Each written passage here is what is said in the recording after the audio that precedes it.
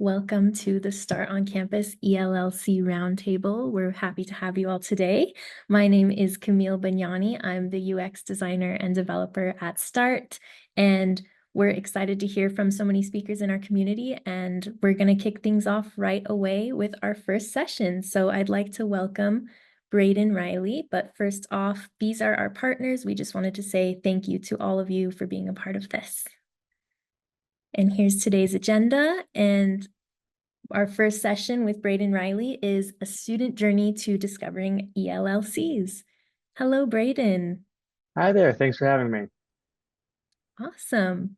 So I will be introducing Braeden, and Braeden is currently a student at the University of Utah and a member of the Lassonde Entrepreneur Institute. With Lassonde, Braeden founded Homebrew, a tech company offering an application suite for small businesses to start and grow their companies. In the past year, Homebrew was awarded pre-seed funding from Lassonde's Get Seated program and has secured office space on the first floor of Lassonde Studios. Braeden is also the student director of the Lassonde Founders Program, a program that helps student entrepreneurs start to grow and thrive with their businesses. Awesome. So we'd love to hear more about Homebrew, Braeden. Sure. Yeah. So Homebrew kind of started as an idea for providing a lot more accessible services to entrepreneurs.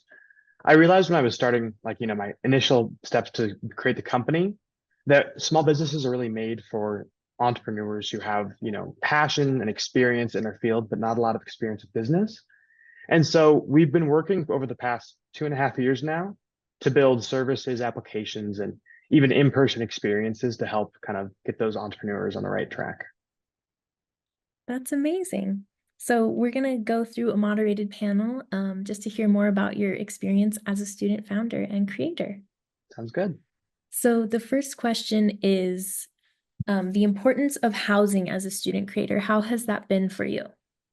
Yeah. So to be honest, it was one of the main reasons I came to. I'm at the University of Utah, great school, but when I was touring, what really stuck out to me was Lassonde Studios, and kind of seeing a place that was very much like an incubator and a residence hall was really interesting to me. It wasn't something I had seen anywhere else, and just kind of the concepts of having offices on the first floor, having a place where entrepreneurs can kind of coalesce, and then also having the best commute in the world where I'm, 3 stories above it and it's about a 5-minute walk down max when the elevator's slow.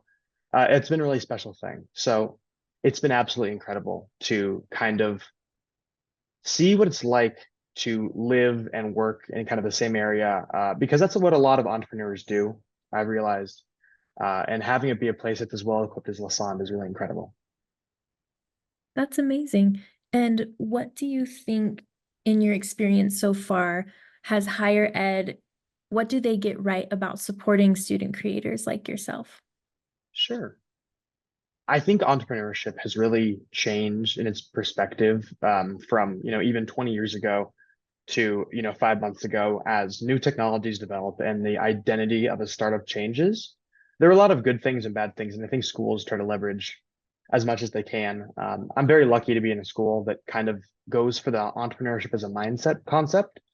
I found that there's a lot of opportunities for an entrepreneur to go astray, kind of look down the wrong tracks. And I'm really lucky that programs like Lassonde kind of offer a way to pursue entrepreneurship, not as just developing your company, but thinking as an entrepreneur. So we have a lot of different workshops and programs that kind of focus on that. Now, I mean, it's great. Everyone wants to develop their business, but I think it's also a bit important to focus on the founder behind it and make sure that they're growing and learning at a healthy pace. And I think that the university does that very well. That's so cool. And are students who aren't residents at Lassonde Studios able to use all those resources and programs that you mentioned? Absolutely. I mean, quite frankly, I think I'm looking around at the lobby right now. I'd say about 60% of the students who are in the lobby and working on their businesses and collaborating with others aren't active residents. So it makes it really special that it kind of becomes this hub of entrepreneurship, of business, of innovation. And it makes the space very lively. That's great. And a little bit more about how you found your journey to the U. Vic shared a story about your first visit to the University of Utah, and I think it would be great to talk more about the journey of how you made it from California to Utah. Sure. Well, if I'm going to be completely honest, and I've told the story before on previous webinars, but I think it's special because I did not really register the University of Utah as even kind of a concept. We don't get a lot of news about Salt Lake City out in Los Angeles. Honestly, that's a bad thing because the university is beautiful. Salt Lake is a great place to go to college and experience. But I was kind of kicking my feet when I first heard about it. My parents had kind of dragged me to another college tour. I didn't know what to expect. And the first stop was the Lasan Studios, and I was just kind of trapped in like amazement and wonderness. I really don't know how to explain it. It was kind of a unique experience because I had never seen a college campus, much less, a shared workspace that kind of had that energy, that had all the programs. The makerspace really attracted me to the university, and the, business services and getting to have an office on campus. So all those little factors really reshaped my understanding of what college could be. And it really did put the University of Utah as my number one spot. That's so cool to see that it was on the map for you, and now your journey, you're sitting in your office at the studios. It's crazy. It's been a wild ride. Awesome. And going back more so to higher ed, how do you think that colleges can better support student creators? That depends. I think that there's been kind of, as technology's improved, like I was saying, as we've started rethinking entrepreneurship, from the early days of Apple and the Silicon Valley growth. I think it's really important to focus on healthy entrepreneurship, where when a business is starting out, their goal isn't immediately to get seed funding or, to have a $40,000, IPO within a year, or sorry, $40 billion IPO within a year. These are insane numbers. And it's great that some companies are able to do that. But I think that kind of clouds the actual goal of entrepreneurship, for a lot of founders. So we do offer in-person business consulting. And I see a lot of my clients who are, students in the Salt Lake area, or, small business owners who are trying to build their companies in the area. They have these ideals that have been, I think, a bit corrupted by the glitz and glamour of being a startup founder. And those are great, but we want to also make sure that, the business is running healthily and it's running on a stable level. I think when colleges focus on, like I was saying, entrepreneurship as a mindset, when they avoid, going right for the peaks of, business growth, to assume that, you need to have a corner office and put down, $40,000 on a down payment for, this crazy, computer to just, make your business look cooler, or like, have the most expensive website, or, buy a platinum credit card, holder. Just things that make you look, more official, don't really help the business. And so when you embrace healthy growth, that kind of steers away from that. I love that. It seems that you're pointing out the importance of fostering the little wins as being good, and failure is okay, especially somewhere like college where you're figuring it out. That's so cool. Yeah. And then moving to get a little bit further into being a part of this community, how important is it to work on a new project with a community? I would say the community aspect is one of the most important parts of it. I had talked about Lasan being kind of like a hub of innovation. And while the programs are great, the workshops are great, the, teams and assistances and even the funding is an incredible part of starting the business. What I found most helpful is it kind of being an ecosystem of entrepreneurship. It's kind of cool because this is not only, our best entrepreneurship area on campus, but it's also one of the coolest places to hang out. And so we'll have students come in all the time, and they'll just kind of sit down and do homework, but then they'll hear about some of the workshops we're hosting or some of the programs, or, they'll see the makerspace and want to make something of their own. And then that leads into starting a business or, collaborating with someone else. And I think I kind of had that same identity, of slowly leaning into entrepreneurship because of all the services offered. And then, using the great community space to find my first clients and to, workshop my idea and really get off the ground. So community, I think, at least when we're talking about, ELLCs, or if we're trying to, build a entrepreneurship platform at any college, encouraging those kind of communities is the most important part. Incredible. And you mentioned focusing on the entrepreneurial mindset. And so how does community help you with that more soft skill entrepreneurial mindset versus maybe physical resources or networking? Sure. Well, the first step is kind of dispelling those preconceived notions about your business. It's kind of a necessary step that every entrepreneur goes through that I've seen, where you're super guarded about your idea because you're worried it's $1 billion business. And so you don't tell anyone and you kind of lock yourself away and work on it in silence. And I hate that concept because I did that and it really slowed down kind of the growth that I wanted to see. And as soon as I started opening up and talking about my company to others and seeing how we could workshop it and changing it a lot because of those, I guess, those suggestions and that input, the business was doing a lot better.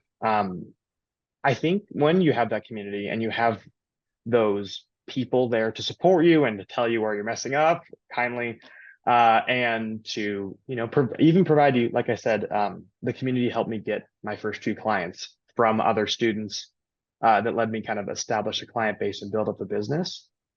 It becomes less about, you're just working with a bunch of other students. And then it becomes, businesses collaborating, which occurs on a larger scale in business, worldwide. That's amazing. Yeah, I think that points out how entrepreneurship is a mentality where you want to help others grow. It's like if your business is growing, so is mine. And I think that's really cool that you pointed that out. It's good to embody it if you can. Yeah, absolutely. And another question I have is, so entrepreneurship is a pretty unique discipline in that you put it into practice outside of the classroom most of the time. Why do you think living learning communities are important to help you further your ambitions as an entrepreneur? I am really thankful that I was able to take a few entrepreneurship classes as a freshman and kind of, get the actual core academic understanding. And I think that every school, if they have a business school, should have a healthy entrepreneurship program. But I do think that it's much more valuable, especially as a student, to, really put into action. Lasan Studios is kind of, it's not really, we're not kind of place that has classrooms. And I think that really helps us because every meeting, every workshop, every program is kind of, when you can apply it to your business, it's you actually developing your company. And as we kind of take a step back from the academic side of it, it becomes really hands-on, right? So, like I was saying, as you involve yourself, you're developing your company, you're developing your business, and you can even, I think, reasonably at Lasan Studios and at any competent ELLC, you can really fully build a business within the ecosystem, just by solely using the programs and putting paper to pen and getting things off the ground.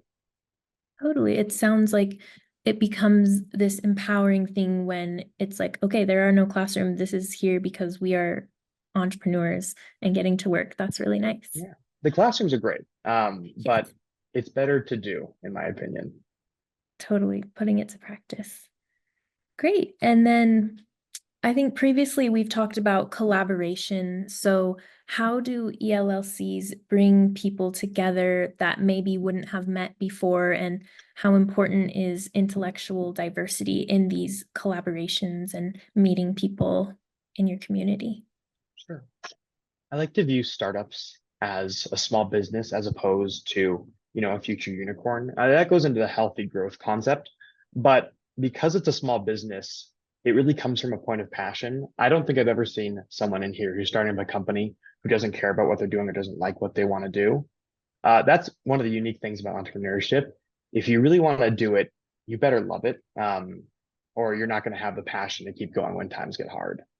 And so that community space means that we have designers, artists, coders, people who are great at, graphic design or marketing campaigns, or, any different thing. I mean, we had a company here who's trying to do 5-axis 3D printing. I absolutely do not understand it, but it's entirely different from what I do as my business, but it's still kind of a startup. And we were able to have that conversation where we had common ground off 2 totally different industries. And I think that's a really important thing, especially because even though, your ideas might be way different or your passions might be way different, you kind of have that common ground of building a business, of an entrepreneurship beginning. And that allows for some incredible, like you're saying, intellectual diversity, differences of opinion, and, healthy discussion for growing your companies. So cool. Yeah, at Start, our philosophy is really encouraging these productive collisions, and that could be happening because you happen to both be sitting at Lasan Studios and see that someone's working on a graphic design, and your business is like, hey, I need a graphic designer. Do you do freelance or something? So, yeah, I think that really goes hand in hand with what we're doing at Start as well. Absolutely. And another question is how more extensively do Lassonde and the classroom go hand in hand? Are there things that you've taken away from entrepreneurship-based classes that you've been able to really put into work once you were out of the class? Sure. I like it when I have a class that I can kind of directly apply the concepts to. It's the same reason I like build business algebra better than normal algebra. That's kind of locked into a concrete understanding of, if this happens, then this is the output. And entrepreneurship, I think, is the same way, except on a much more focused and, personal level. So my first semester freshman year, I was taking an entrepreneurship class, and I was kind of applying my business to everything I learned, and it actually, kind of helped me build the foundations. There are a lot of different classes that provide that. One thing I'd like to highlight is our workshops program, which is kind of like a class boot camp where we get some incredible speakers. We had, people from the U.S. Patent and Trademark Office come in a few weeks ago. We've had the CEO of Eddie Lang Kayaks come in, and getting those academic experiences and being able to apply them directly on a very personal level is always great, I think. And I'm still taking entrepreneurship classes, and I'm learning a little bit more every time. Even with 2.5 years of operation, we continue to build the business based off what we learned. That's great. And you mentioned before that you hold a leadership position in one of the programs at Lassonde. Can you tell us a little bit more about that and which program it is?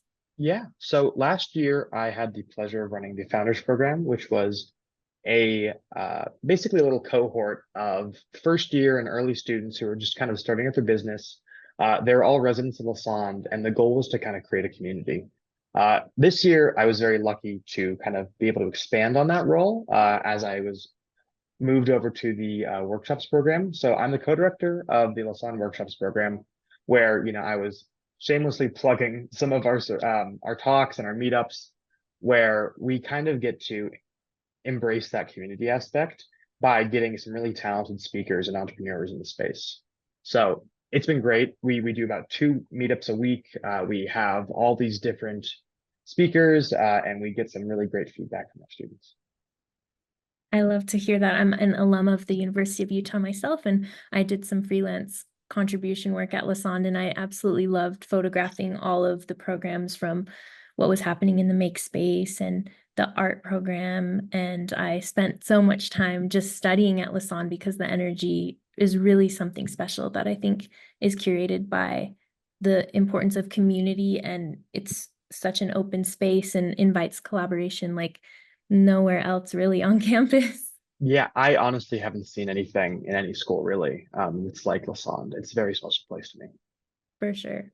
And something unique about Lassonde that you mentioned is that it's open to anyone, not just residents there. It's also open to every major and every grade level, which is unique in the ELLC space at the moment.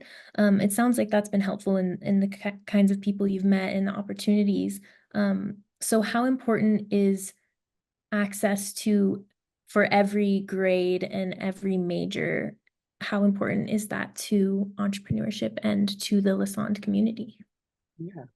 Well, on a personal level, I just think it's super cool because I was a freshman. I was 18 years old, had just started the University of Utah, and I was in this meeting with someone who was, a 26-year-old med student who had, actively worked on preventing, infectious diseases and developing biotechnology to actually help people.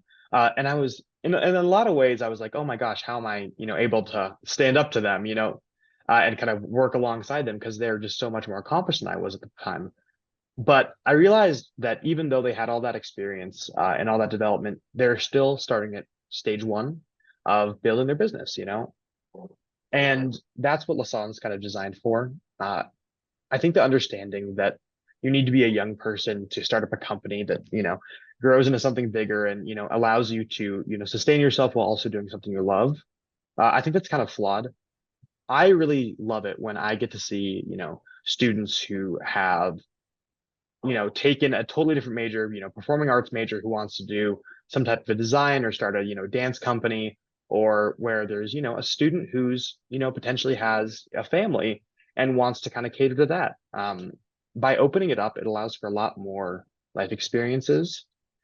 And more importantly, it allows for a way different level of collaboration just because of those mindset differences, when people are in totally different environments, obviously all under the banner of the University of Utah, but in totally different spaces, I think a lot of great communication can occur, and that leads to better businesses across the board. Definitely. Yeah. I think entrepreneurship is great because it meets you where you are and you don't have to fit in the box of a business major or just standard entrepreneurship. You could be a creator, a founder, and using that language, I think really encourages maybe less traditional type businesses to pursue entrepreneurship. So that's really cool. Absolutely. Yeah, the wider the major, the wider the grade levels, I think the better. We also promote high school entrepreneurship with our Utah High School Entrepreneurship Challenge. So we want to get people involved as early as they feel comfortable, and for as long as they can. Great. Okay, so we have a lot of educators and admin as attendees in the roundtable. If you could share something that people working on these types of programs don't think about or should consider when working on their living learning communities, what would you point out to them from a student's perspective? From a full student's perspective, having food nearby where you're working is very important. For the long hours, spent behind a computer, and furiously working on your company. But on a more nominal perspective of actually growing an ELC, I think that encouraging community space is the most important. One thing I'm really lucky to have is a great view. I know you can't see it, but I'm looking out and I can see 20 students who are all, talking with each other, doing homework, working on their companies, all different kinds of things. And that requires kind of like a academic feng shui of, setting up the furniture and creating these open shared spaces, and, having music around and having an active team, to provide services if they need, and kind of keeping it all in one space and making that space incredibly accessible is probably the most important. Of That's great. I think that's invaluable feedback coming from the target audience of the ELLC. So thank you. course. We actually have a question from the audience, so I'm going to go ahead and ask that. If you could wave a magic wand and change one thing about Lassonde Studios, what would it be? And similarly, if the wand could ensure one thing never changes, which element would be preserved? So one thing that you would change and one thing that would always be preserved.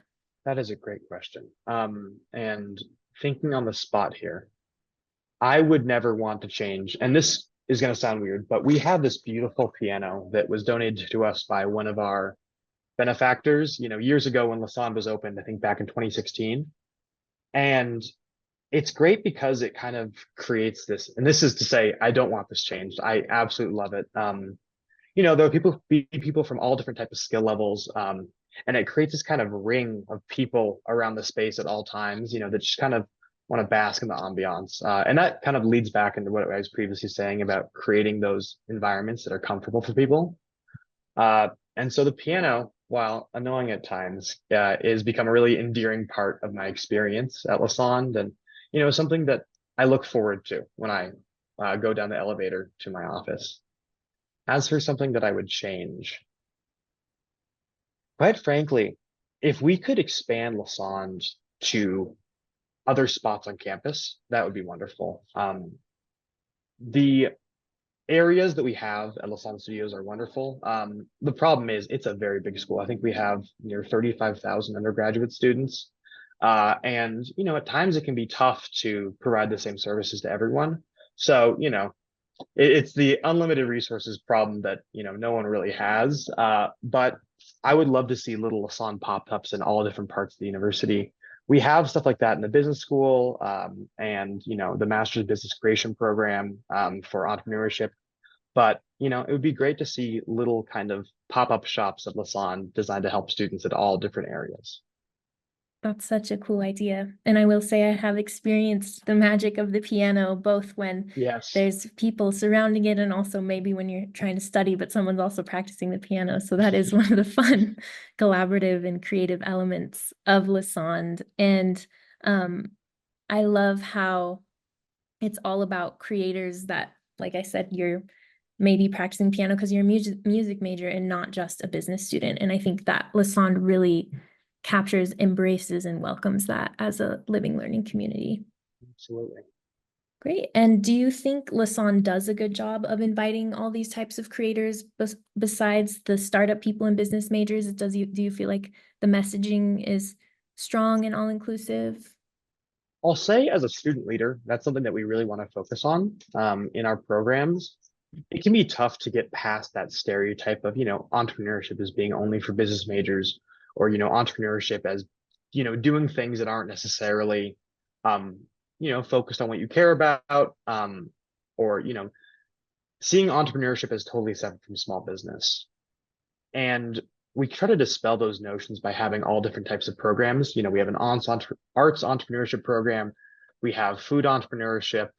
We have little clubs that meet up. We even have a program for medical students to actually, develop and deploy objects in the medical and biotech fields. So as much as it is hard to get over that kind of stereotype of the entrepreneur needs to be someone with a Harvard MBA, the more programs that allow for accessibility and inclusivity across majors and interests and disciplines, the better it is for, providing an open space that's welcome for everyone. Totally. Yes, I think programs like the Arts Entrepreneur and Foods Entrepreneur really share the message like, oh, this is a unique place where I would fit in. And the open mic night as well. I remember that being really fun and really spreading it beyond just business stereotypes per se. Well, thank you so much for your insights. We would love to know what's next for you as a student and also what's next for Homebrew. Sure. So I was lucky enough to speak at the Future Business Leaders of America Summit for Utah just last week. So that was an incredible experience, kind of getting to talk to high schoolers who were, just a few years ago, I was in their spots trying to learn about what I want to do. And that was a really incredible experience. As for where Homebrew's going next, we just entered into a partnership with a really great soda company, another client to work with, and, hopefully getting distribution figured out for Lasan Studios and the University of Utah and Salt Lake City as a whole. And then, on a student level, just chugging along. Just had my midterms, trying to make sure that I do as well as I can. And I am taking my LSATs in April, so very busy. Good for you. Yeah, we appreciate you taking the time to meet with us and share all of your insights and stories. And is there any way that the audience could support you or get in contact with you? I mean, if you're in Lasan Studios, feel free to say hi. I have an office right by the entrance. But if you want to check out our website or see if any of our opportunities, you can look at homebrewcorp.com. That's awesome. Well, Braeden, thank you so much. This has been great talking to you and catching up, and we're wishing you the best with Homebrew and your studies, and I hope midterms went well.